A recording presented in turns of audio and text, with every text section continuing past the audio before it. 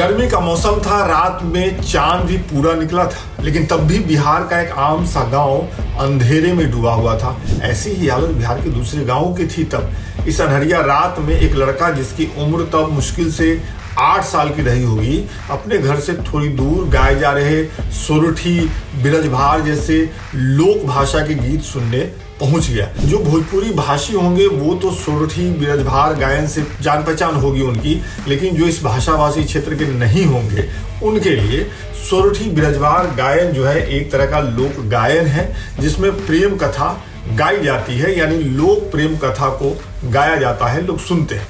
तो वो लड़का ये गायन सुनने पहुंचा।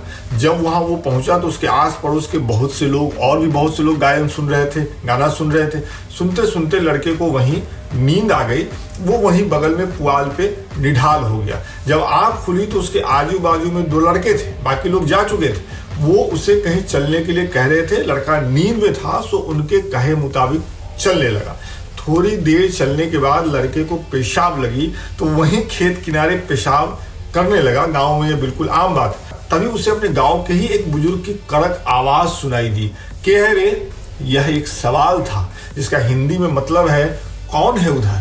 पेशाब करते हुए लड़के ने पूरी हिम्मत बटोरी, क्योंकि उसे डर लग रहा था। रात का वक्त था, अनहरिया रात। हम हैं ललुआ। ये किस्सा वर्ष 1953-54 के कालखंड का आप समझिए।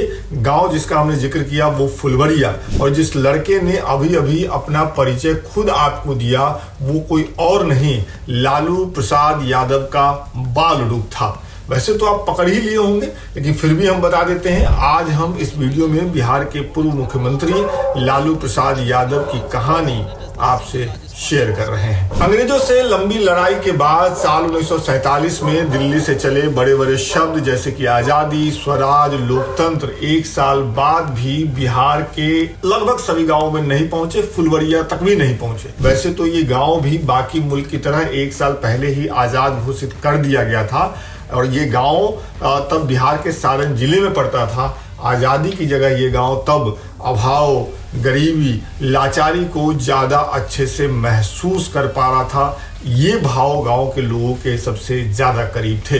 वैसे तो इस गांव में करीब 200 घर थे, हर जाति के घर थे, लेकिन आप फिलहाल ग्वाला कुंदन राय के परिवार पर अपना सारा ध्यान लगाइए। लंबी कदकाठी के मालिक कुंदन राय भैंस पालते थे।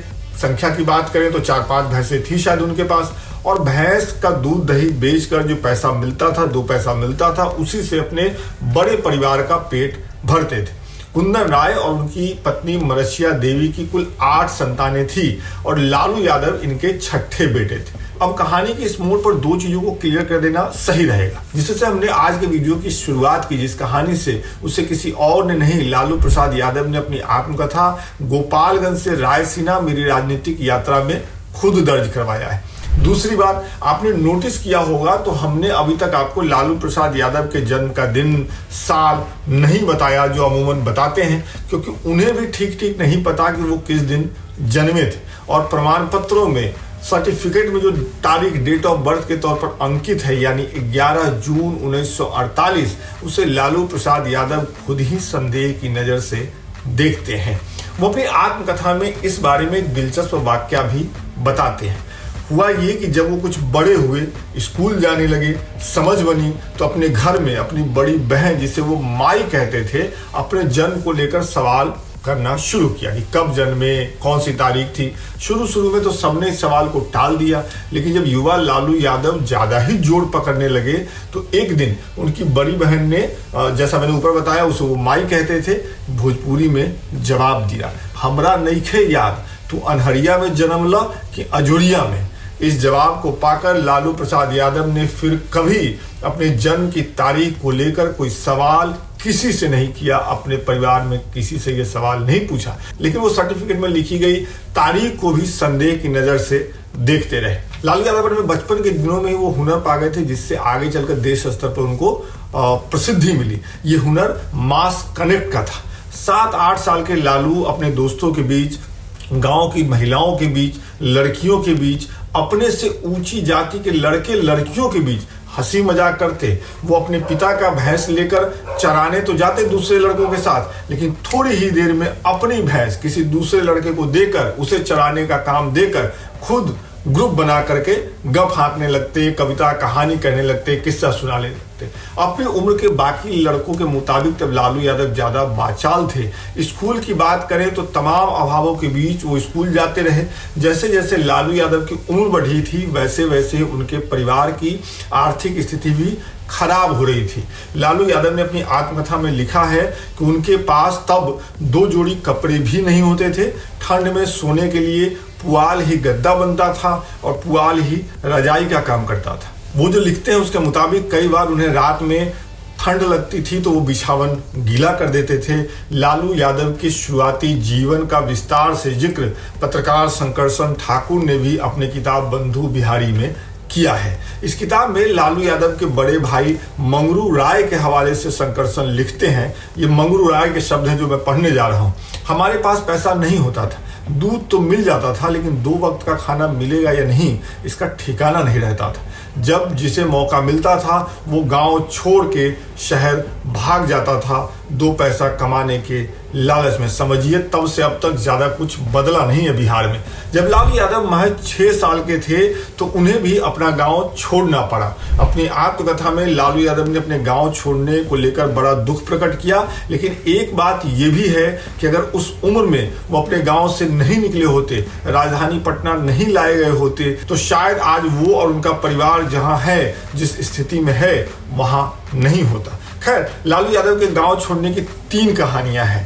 पहली जो लालू यादव ने अपनी आत्मकथा में लिखवाई है, और 2 कहानियां जो अलग अलग लोगों से बात करने के बाद पत्रकार शंकरसन ठाकुर ने अपनी किताब, जैसा मैंने ऊपर जिक्र किया, बंधु बिहारी में लिखा है। मैं आपको यहाँ तीनों किस्से बारी बारी से बता दे रहा हूँ। लालू यादव अपनी आत्मकथा में लिखते हैं, एक बार हमारे गांव में हींग बेचने वाला आया। उसने अपना झोला जिसमें हींग था हमारे गांव के कुएं के पास रखा। मैंने शरारतवश उसका झोला उठाकर कुएं में फेंक दिया। हींग वाला गुस्सा हो गया। वो मेरी शिकायत लेकर मेरी माँ के पास पहुंचा। उन दिनों मुकुंद भाई, उनके बड़े भाई, घर आए हुए थे। वो तब पटना में रहते थे। सो मेरी माँ ने उनसे कहा कि वो मुझे अपने साथ पटना ले जाए। तो लालू यादव के मुताबिक वो इस वजह से अपने गांव से पटना ले जाए गए। अब इसी घटना के बारे में, यानी बालक लालू यादव के पटना जाने को लेकर पत्रकार शंकरसन ठाकुर ने जो पहली कहानी बताई है वो लालू यादव के बड़े भाई मंगरू राय के हवाले से लिखी गई है। कहानी कुछ इस तरह से है। एक दिन लालू यादव जो तब 5-6 साल के थे, अपने घर के बाहर स्लेट पर ईंट के टुकड़े से कुछ लिख रहे थे, कुछ बना रहे थे। तभी गांव के एक जमींदार उधर से गुजरे और उन्होंने बालक लालू को देखकर कहा, देखा यह है कलजुग, अब इहो ग्वार के बच्चा भी पढ़ाई लिखाई करी, बैरिस्टर बनबे का। जब जमींदार ने ये टिप्पणी की तब लालू यादव के चाचा यदुनंद राय वहां मौजूद थे। यदुनंद तब पटना में रहते थे और वो पटना पशु चिकित्सा महाविद्यालय में ग्वाले का काम करते थे। तो यदुनंद ने जब ये सब देखा तो उन्होंने अपने भतीजे लालू यादव को पटना ले जाकर उसके पढ़ाई लिखाई का इंतजाम करने का ठान लिया। अब शंकरसन ठाकुर के किताब से ही तीसरी कहानी। शंकरसन ठाकुर के द्वारा इस बारे में कही गई दूसरी कहानी लालू यादव के एक दूसरे भाई महावीर राय के हवाले से कुछ यूं है। फुलवरिया रहना हम लोगों के लिए मुश्किल हो रहा था। परिवार बड़ा था और सबका पेट वहां रहने से भर नहीं रहा था। हमारे चाचा यदुनंद राय तब पटना पशु चिकित्सा महाविद्यालय में नौकरी पा चुके थे।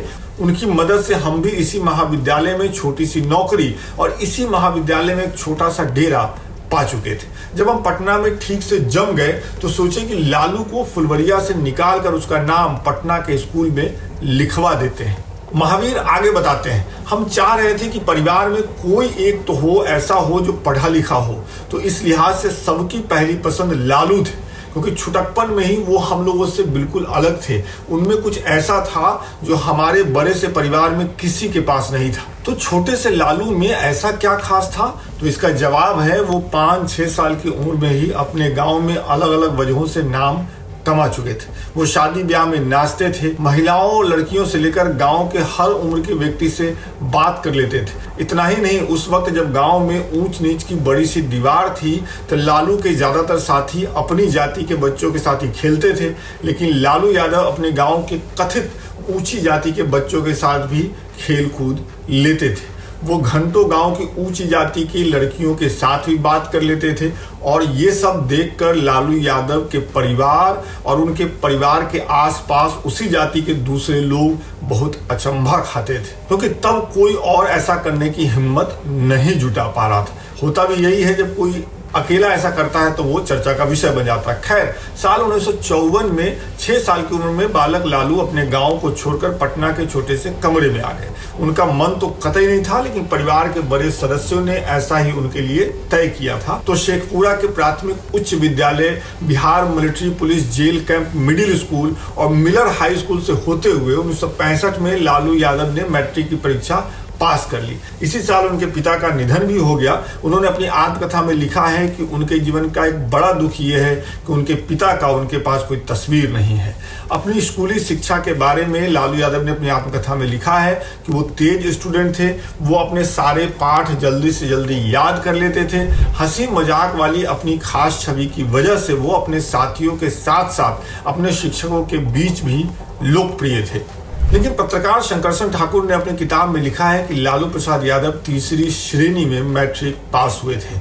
वहीं लालू यादव ने अपनी आत्मकथा में लिखा है कि अच्छे अंकों के साथ मैट्रिक पास किए। कोट अनकोट में ये पढ़िएगा, ये लालू यादव के शब्द हैं। तब वो ऐसा करने वाले अपने घर और आस पड़ोस में पहले युवा थे। ये कितनी बड़ी बात है, सोच के देखिए। खैर, जब लालू यादव मिडिल स्कूल में पढ़ रहे थे और हाई स्कूल जाने वाले थे तो एक रेडियो नाटक का धूम था। उसके कैरेक्टर लोहा सिंह का बिहार में लोहा माना जाता था। इस नाटक में लोहा सिंह अंग्रेजों के जमाने के एक रिटायर्ड फौजी थे और हिंदी भोजपुरी के साथ अंग्रेजी में मिली उनकी संवाद का दीवाना तब समूचा राज्य था। लालू यादव ने लोहा सिंह के संवाद को याद कर लिया और वो उनकी नकल करके ये संवाद अपने दोस्तों और अपने शिक्षकों को सुनाते थे। लोहा सिंह की नकल की वजह से लालू को स्कूल से लेकर कॉलेज तक खासी लोकप्रियता मिली और गांव में रहते हुए जिस मास कनेक्ट को लालू यादव ने खोजा था, आत्मसात किया था, स्कूल और कॉलेज के दिनों में लोहा सिंह के संवाद और नकल के साथ मिलकर बहुत आगे तक गया। साल 1966 में लालू प्रसाद यादव पटना विश्वविद्यालय के बीएन कॉलेज में प्रवेश पा गए। उन्होंने बीएन कॉलेज में अपने दाखिले को बड़ी उपलब्धि के तौर पर लिखा है, याद किया है। लेकिन शंकरसन ठाकुर, पत्रकार शंकरसन ठाकुर ने ऐसा लिखा है कि चूंकि वो एक अच्छे छात्र नहीं थे, उनके नंबर इतने अच्छे नहीं थे कि वो डायरेक्ट पटना यूनिवर्सिटी में दाखिला ले सकें, लिहाजा उन्हें बीएन कॉलेज से ही संतोष करना पड़ा। कॉलेज में आने के साथ साथ लालू लोकप्रिय होने लगे। अपनी आत्मकथा में उन्होंने लिखा है कि उन्होंने उन लड़कों को खूब ठोका जो उन दिनों इस कॉलेज में पढ़ने आने वाली लड़कियों को छेड़ते थे और इस वजह से वो पटना वुमेन्स कॉलेज और मगध महिला कॉलेज के चहेते हो गए थे। इन दोनों कॉलेज की लड़कियां उन्हें लालू महात्मा बुलाती थी। ये लालू यादव ने अपनी आत्मकथा में लिखा है। जब इस बारे में मैंने बिहार की पहली महिला आईपीएस अधिकारी मंजरी जरूहार से फोन पर बातचीत की, जो इसी कालखंड के आसपास वुमेन कॉलेज की छात्रा थी, तो उन्होंने बताया कि उनके समय तो नहीं, लेकिन उनकी छोटी बहन जब वुमेन्स कॉलेज में पढ़ती थी तब लालू यादव लड़कियों के बीच खासे लोकप्रिय थे और इन दोनों कॉलेज की लड़कियों ने उन्हें भर भर के वोट भी दिए थे। मतलब लालू यादव जो दावा कर रहे हैं वो सही है। 60 का दशक इतना उथल पुथल भरा था कि कोई भी छात्र जो कॉलेज में था, यूनिवर्सिटी में था, वो शायद ही राजनीति से बच सके। लालू यादव भी खुद को छात्र राजनीति के बीच पाने लगे। आज़ादी के बाद पहली बार देश और राज्य में गैर कांग्रेसवाद का नारा बुलंद होने लगा था। लोहिया इस क्रांति का नेतृत्व कर रहे थे। तब सोशलिस्ट पार्टियां यूनिवर्सिटी कैंपस के गेट पर अपने कार्यकर्ताओं को ठीक वैसे ही भर्ती करती थी जैसे फौज में सिपाहियों की भर्ती होती थी। लेकिन लालू यादव तब तक भीड़ से अलग खड़े हो चुके थे। उन्हें राजनीति में भर्ती के लिए किसी बहाली वाले अंदाज की जरूरत नहीं थी। ऐसा बताया गया कि तब के एक बड़े सोशलिस्ट लीडर श्री कृष्ण सिंह के बेटे नरेंद्र सिंह पटना यूनिवर्सिटी में ख्याति प्राप्त सोशलिस्ट कार्यकर्ता थे। पत्रकार शंकरसन ठाकुर के मुताबिक इन्हीं नरेंद्र सिंह ने लालू यादव को राजनीति में एंट्री दिलवाने का काम किया। वहीं लालू प्रसाद यादव के मुताबिक शिवानंद तिवारी ने उन्हें छात्र राजनीति में उतारा। लेकिन लालू छात्र राजनीति में उतर गए, इसमें कोई संदेह नहीं है। लेकिन जिस भी माध्यम से हो, लालू यादव अब छात्र राजनीति का हिस्सा थे। अपनी किताब में लालू यादव ने लोहियावाद, समाजवाद को लेकर बहुत कुछ लिखा है। उन्होंने खुद को लोहिया का सबसे बड़ा समर्थक बताया है। लेकिन शंकरशन ठाकुर के मुताबिक लालू को तब न लोहिया से ज्यादा मतलब था और न ही लोहियावाद से। वो तो बस एक भविष्य के चक्कर में, एक सुनहरे भविष्य को लेकर के चिंतित थे। वो अब भी एक चपरासी क्वार्टर में रहते थे। याद रखिएगा, कभी कभार तो कॉलेज के टीचर लोगों से ही भोजन के लिए पैसा मांग लेते थे। लिहाजा वो राजनीति को बदलने की चाहत से इसमें नहीं आ रहे थे, बल्कि वो खुद को बदलने के लिए राजनीति में आ रहे थे। खुद की दशा बदलने के लिए राजनीति में या कहीं भी जाने के लिए तैयार थे। ऐसा भी नहीं है कि छात्र राजनीति में आने के बाद वो केवल इसी के होकर रह गए। एक मौका ऐसा भी आया जब वो नौकरी के लिए अपने संगठन के एक महत्वपूर्ण बैठक में नहीं पहुंचे। छात्र संगठन के बैठक में क्या हुआ था? हुआ ये था कि लालू जिस छात्र संगठन के युवा समाजवादी थे, उनकी एक महत्वपूर्ण बैठक थी। इस बैठक में आगे होने वाले विरोध प्रदर्शन की रूपरेखा तैयार होने वाली थी। लालू को इस बैठक में होना था, लेकिन बैठक शुरू होकर खत्म हो गई और लालू यादव का कहीं अता पता नहीं था। वो बैठक खत्म होने के बाद अस्त पस्त हालत में वहां पहुंचे।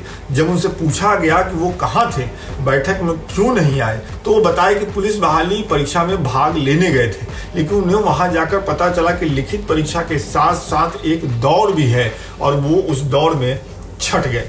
जब उनके नेताओं ने संगठन का बैठक छोड़कर पुलिस बहाली में जाने का कारण पूछा, तो लालू यादव का जवाब सुनिए और उस समय को आप महसूस कीजिए। उन्होंने कहा, उनके शब्द हैं, पुलिस में बहाल हो जाने पर पगार मिलता है, मुफ्त में खाना पीना मिलता है और पहनने के लिए वर्दी मिलती है। आप समझ रहे हैं, रोटी कमरा और मकान की बात है। इस जवाब से तब उनके सीनियर हैरान नहीं हुए, बल्कि लालू यादव की मासूमियत पर फिदा हो गए और उन्हें संगठन में एक और मौका देने के लिए तैयार हो गए, जैसा कि खुद लालू यादव भी चाहते थे। बतौर छात्र नेता क्लास बंद करवाना, हड़ताल करवाना, नारेबाजी करवाना, धरना दिलवाना, ये वो काम थे जो लालू यादव करने लगे। जब लालू अपनी छात्र राजनीति चमका रहे थे, तो उसी समय पटना यूनिवर्सिटी में प्रोफेसर नागेश्वर प्रसाद पढ़ाते थे, उनके टीचर थे। बकौल प्रोफेसर नागेश्वर प्रसाद, लालू यादव क्लास में कम, क्लास के बाहर ज्यादा दिखाई देते थे। वो कुछ लड़कों के झुंड के साथ क्लास में घुसते, हंसते हुए क्लास बंद करवाने की बात करते और जाते जाते अपने प्रोफेसर से कहते, सर कुछ पैसा वैसा दीजिए, अभी तक तुनतुनिया नहीं बजा है, मतलब पेट खाली है, पैसा दीजिए, भोजन करेंगे। 70 के दशक में छात्र नेता लालू प्रसाद यादव ने यूनिवर्सिटी कैंपस में एक बड़े आंदोलन का नेतृत्व किया। इस आंदोलन के दौरान उनके नेतृत्व में छात्र यूनिवर्सिटी के तत्कालीन वीसी महेंद्र प्रताप के दफ्तर के बाहर नारेबाजी होने लगी। खूब भीड़ थी। लालू प्रसाद यादव इस भीड़ के नेता थे। जब हो हंगामा ज्यादा ही बढ़ गया तो वीसी महेंद्र प्रताप अपने केबिन से बाहर निकल आए। वो गुस्से से लाल थे। उन्होंने लालू प्रसाद यादव को कैंपस से बाहर फेंकवा देने की बात कही। वो सीरियस थे, लेकिन जैसे ही वो ये बात बोले, लालू प्रसाद कूद कर एकदम उनके सामने आ गए और बोले, महेंद्र प्रताप तुम झूठ बोलती है। लालू यादव का इतना कहना था कि भीड़ के साथ साथ वीसी महेंद्र प्रताप भी हंस पड़े। वो वापस अपने केबिन में चले गए।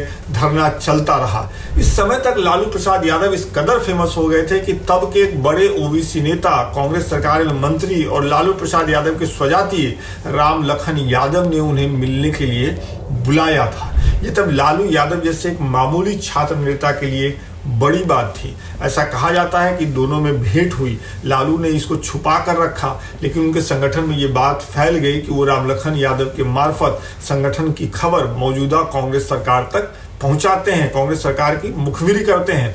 एक दिलचस्प घटना का जिक्र करना यहाँ बनता है। वैसे तो हर कुछ दिन में तब पटना के किसी न किसी छात्र संगठन की रैली होती थी, मार्च निकलता था, धरना होता था, लेकिन छात्रों की एक ऐसी रैली जिसका नेतृत्व लालू प्रसाद यादव और उनके मित्र, उनको राजनीति में लाने वाले नरेंद्र सिंह कर रहे थे, उग्र हो गई।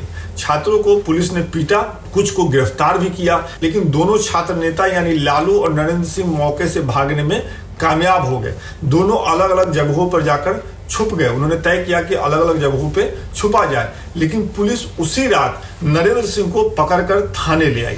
नरेंद्र सिंह थाने में हाजत में बंद ये सोचते रहे, समझ नहीं पा रहे थे पुलिस ने उनके छुपने की जगह का पता कैसे लगा लिया। लेकिन उनकी इस परेशानी का हल तब थाने के एक सिपाही ने कर दिया था जो उनके हाजत के बाहर खड़ा था। उसने नरेंद्र सिंह से कहा, आपका वो दोस्त है ना लालू, वही बताए रहे कि आप कहाँ छुपल हैं। ये रहस्य उद्घाटन सुनने के बाद नरेंद्र सिंह सारी रात लॉकअप में सो नहीं पाए। लेकिन 2 दिन बाद उन्होंने एक सुबह जब उनकी आंख खुली तो उन्होंने पाया कि लॉकअप के बाहर मुस्कुराते हुए लालू यादव खड़े हैं। वो सुबह सुबह उनसे मिलने आए थे और अपने साथ नरेंद्र सिंह के माँ के हाथों का बना खाना भी लाए थे। जब नरेंद्र सिंह ने सिपाही वाली बात लालू यादव से पूछी, तस्दीक की, तो लालू ने कुटिल हंसी हंसते हुए कहा, लेकिन ये सब आपके लिए ही तो किए। देखिए हर अखबार में आपका ही नाम है, आप बड़का नेता हो गए हैं, आपका फायदा करवाए हम। राज्य की राजनीति में बदलाव हुआ तो उसका असर कैंपस में होने वाले चुनावों में भी दिखाई, ये लाजिम सी बात है। साल 1968 और 1969 में लालू प्रसाद यादव पटना यूनिवर्सिटी छात्र संघ के महासचिव चुने गए। लेकिन 1970 में वो छात्र संघ अध्यक्ष का चुनाव लड़े और हार गए। इस हार ने लालू प्रसाद यादव को एक बार फिर सरकारी नौकरी की तरफ रुख करने के लिए मजबूर कर दिया। इस बार उन्हें पटना पशु चिकित्सा महाविद्यालय में किरानी की एक नौकरी भी मिल गई, सरकारी नौकरी मिल गई। उन्होंने काम शुरू भी कर दिया। साल 1971 और 72 इन 2 सालों में लालू कैंपस की राजनीति से एकदम कट गए और केवल अपनी सरकारी नौकरी पर ध्यान देने लगे। लेकिन नियति ने उनके लिए कुछ और ही लिख रखा था। लिहाजा 1973 में जब पटना विश्वविद्यालय छात्र संघ का एक और चुनाव आया तो नेताओं ने अपने हरफन मौला और जातीय तौर पे फिट, गणित में फिट होने वाले युवा छात्र नेता लालू यादव की खोजबीन शुरू की। तब जिन नेताओं ने लालू प्रसाद यादव को फिर से कैंपस की राजनीति में लेकर आए, उसमें एक नाम बेहद दिलचस्प है। ये नाम है सुशील मोदी। लालू यादव ने भी मौका सही पाया। उन्हें समझ आया कि सारे कांग्रेस विरोधी छात्र संगठन एक जगह हैं, वो सब के सब उन्हें छात्र संघ अध्यक्ष के तौर पर चुनाव लड़ाना चाहते हैं और जातीय आधार पर भी कैंपस में वो मजबूत स्थिति में है। सो लालू प्रसाद यादव ने धीरे से अपनी सरकारी नौकरी छोड़ दी। जुगाड़ से पिछली तारीख में लॉ कॉलेज में दाखिला ले लिया। बैकलिस्ट से छात्र संघ का चुनाव हुआ। लालू प्रसाद यादव चुनाव जीतकर छात्र संघ के अध्यक्ष बन गए और सुशील मोदी कैंपस के महासचिवों में से एक बन गए। यहाँ के बाद लालू प्रसाद यादव ने कभी पीछे मुड़कर नहीं देखा। वो राजनीति में आगे ही बढ़ते गए। उन्होंने मंच सजाने, मंच बनाने, मंच तैयार करने जैसे काम अपने दूसरे दोस्तों के जिम्मे रहने दिया। वो बस मंच पर आते और मंच लूटकर ले जाते। लालू यादव को इसके अलावा किसी और काम में आनंद आता नहीं था। एक दिलचस्प घटना यहाँ भी सुन लीजिए। पटना विश्वविद्यालय छात्र संघ ने एक सभा रखी थी। इस सभा में दिल्ली के बड़े नेता मोरारजी देसाई जी को तब बुलाया गया था। चूंकि कार्यक्रम पटना विश्वविद्यालय छात्र संघ का था तो छात्र संघ अध्यक्ष लालू प्रसाद यादव मुख्य मेजबान थे। जब कार्यक्रम शुरू हुआ तो वो माइक पर पहुंचे। तब उन्हें केवल मुख्य वक्ता मोरारजी देसाई को आमंत्रित करना था बोलने के लिए। जो बाहर से आए थे उन्हें अपना भाषण देना था। लेकिन वो उनका स्वागत करने के बाद खुद लंबा चौड़ा अपना भाषण दे दिए। फिर मुख्य वक्ता को बुलाए, मंच पर बैठे, सामने बैठे लोग हैरान। जब मोरारजी देसाई बोलने लगे तो लालू प्रसाद यादव मंच से नीचे उतर गए, बाहर चले गए। ऐसा कहा जाता है कि शायद पान खाने चले गए, तब तक वो पान खाते थे। जब इस बारे में उनसे पूछा गया तो उन्होंने कहा, उन्हें सुनने के बाद मुझे कौन सुनता, इसलिए पहले हम बोल लिए और हमको दूसरे का भाषण अच्छा लगता नहीं है, इसलिए हम बाहर निकल आए। लालू यादव और उनके किस्से यही नहीं रुके।